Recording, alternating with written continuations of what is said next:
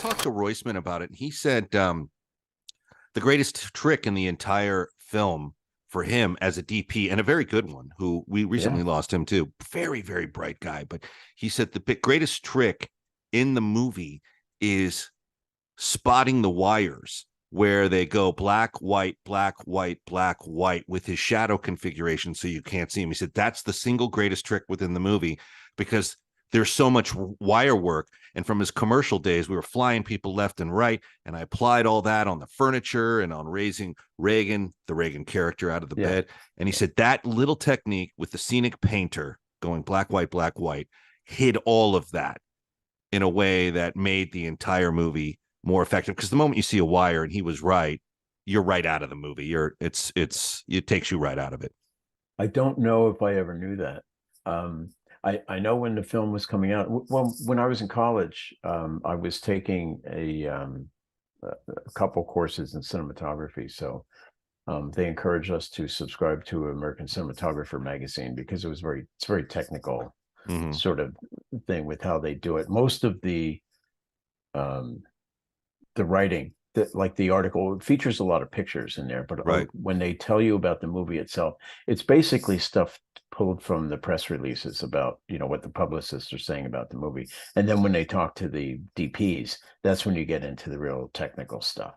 And they have photos and stuff. And I do remember reading the article about The Exorcist. I was curious about how they did some of the stuff. They actually went into some freezer company. Yeah. Well, they had to. The stuff with the breath and all that. Yeah, they had to, because an air conditioning also dehumidifies, and it actually you have to get it like down to 20 below.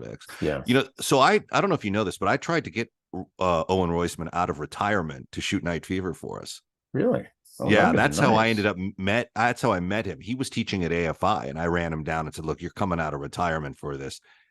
And he's like, "I'd love to, but you in this movie would probably kill me."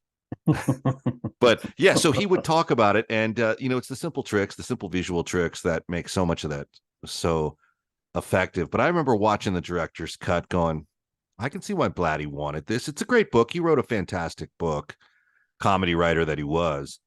And I can see why he was pushing for it. I talked to Freakin about 3 or 4 times around that time, but never about that. I don't know how he felt. Did you know how he felt about the director's cut? I mean, he cashed the check. He was there, yeah, but he was there supervising it. Mm-hmm. So he must have approved of it. Right. Approved it, as a technical thing. He approved it to be done, and upon its completion, he signed off on it. So he must have. But they used to fight.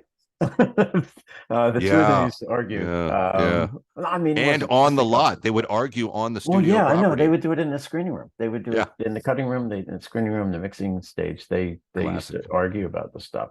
Well, that's how passionate they were. Now, you caught me off guard there, but I seem to recall William Peter Blatty wasn't he one of the writers in like one of the Clouseau movies?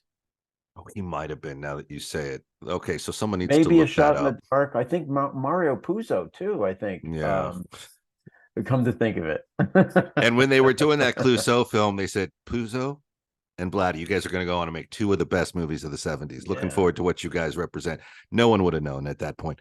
But yeah, it's interesting. The director's cut is fun. And have we done more since? Have we done more than just the one cut? Have we done like the definitive? It was more than one. God. No, what they did was such a grift. Your road to redemption is paved with tombstones.